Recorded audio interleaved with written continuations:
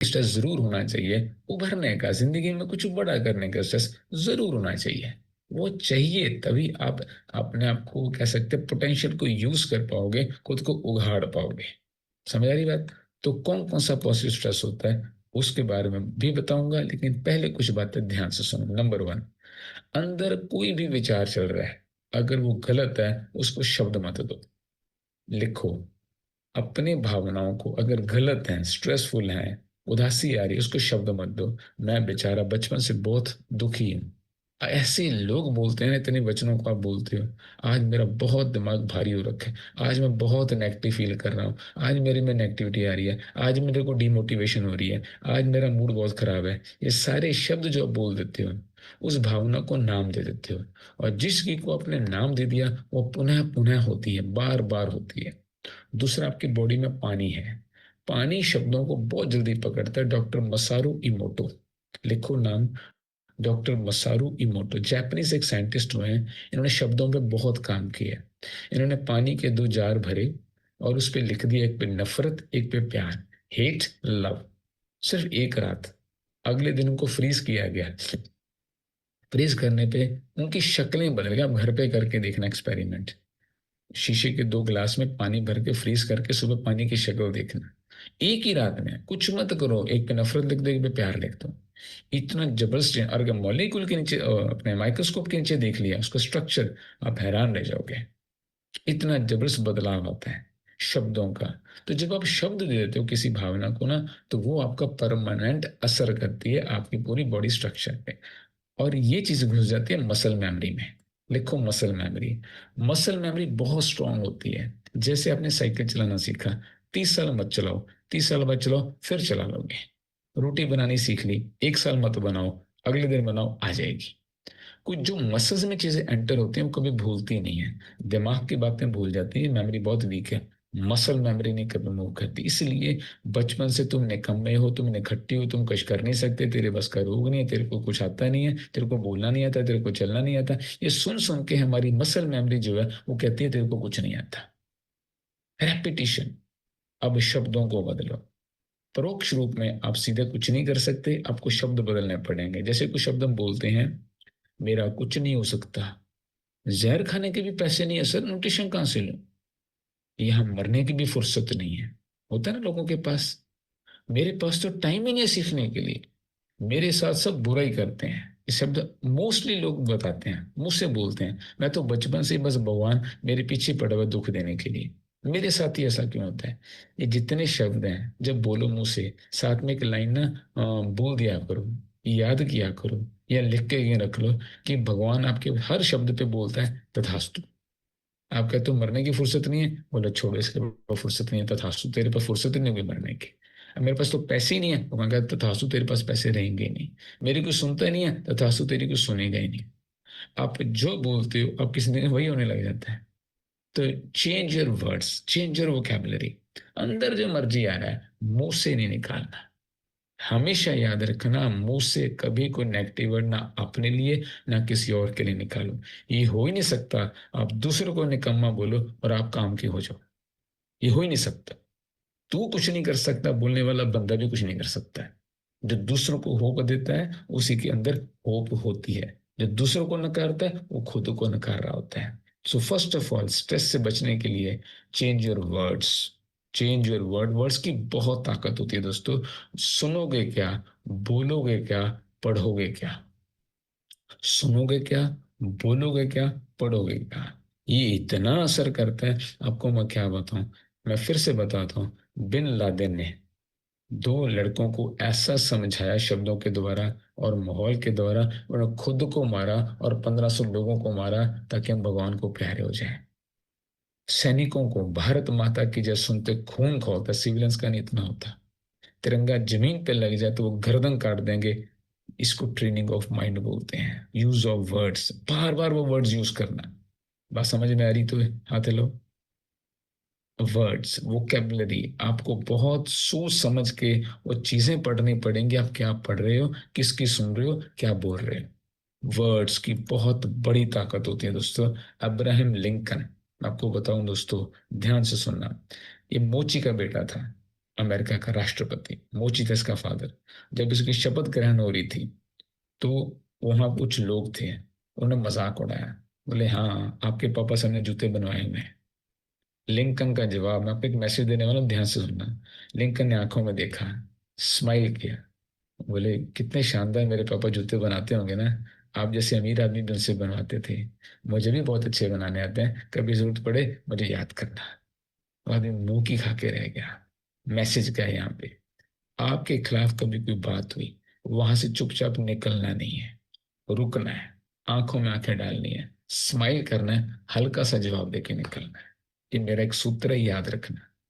आपके खिलाफ बात हुई, आपको बुरा लगा, वहां से ऐसे निकलना नहीं है दोस्तों। उस आदमी को गौर से देखो, स्माइल करो, आंखों में आंखें डाल के, हल्की स्माइल करके, कोई ना कोई बात, थैंक यू सर, आज बहुत कुछ सिखाया आपने, निकल जाओ। बस बहस नहीं करनी, जस्ट हल्का सा स्माइल करके। ऐसा थप्पड़ पड़ेगा ना उस पर जो दिखेगा नहीं, असर बहुत गहरा करेगा। और ना वो आपके यहाँ पे याद छप जाएगी कि आपने बोला नहीं। समझ आ रही मेरी बात? अब आपको सबको वो बातें याद आ रही हैं जहां से मैं निकल गया था।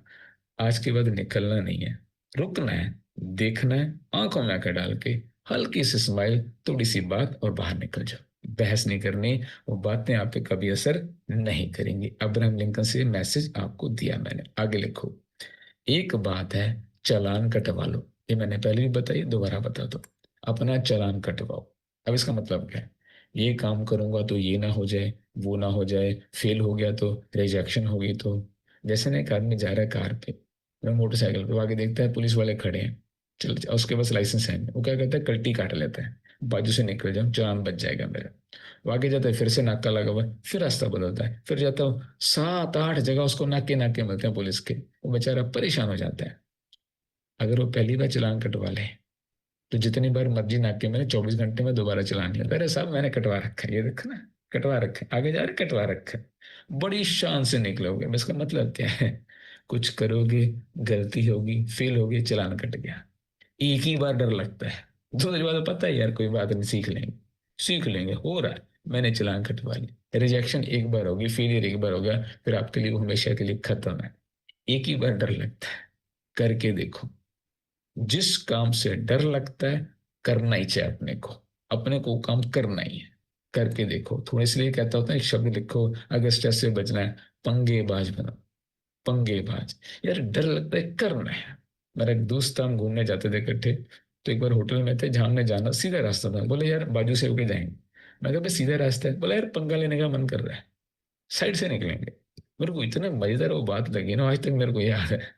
सीधे रास्ते से रोज चलते, कभी थोड़ा सा टेढ़ा लेके देखो, कभी कुछ खुरापाती बनो, कुछ ना कुछ तो करो ऐसा कि हिम्मत जगे तुम्हारे अंदर। इतने शांत जीते हो, इतना सीधा जीते हो, अरे भाई नहीं, थोड़ा सा टेढ़ा होके देखो। कुछ ऐसे काम करो जिसमें डर लगता है। चालान कट गया कोई बात नहीं, एक ही बार कटता है, फिर उसके बाद जिंदगी में दोबारा चालान नहीं कटता है। आगे और लिखो दोस्तों, फोकस वहां करो जहां तुम्हें जाना। ये सबसे इंपॉर्टेंट बात है। आपको एक ऊर्जा दी गई है भगवान से, अगर उस ऊर्जा को अपनी मर्जी से नहीं लगाया तो ऊर्जा आपको अपनी मर्जी से लगाएगी। एक छोटा बच्चा है, उसको बोलो टिक के बैठ जा, वो टांगे हिलाने लगता है, वो कान में खुजाने लगेगा, वो कुछ करेगा, उसके अंदर ऊर्जा है, वो टिक नहीं सकता। उसको एक खिलौना दे दो, वो खिलौने में लग जाता है, फिर वो आपको परेशान नहीं करता। सेम आप, आपका मन एक खिलौना चाहता है, खिलौना मतलब गोल, मेरे को जाना कहाँ है, वो फिर एनर्जी अपने आप खींचता है। आपका गोल आपकी एनर्जी खींचता है।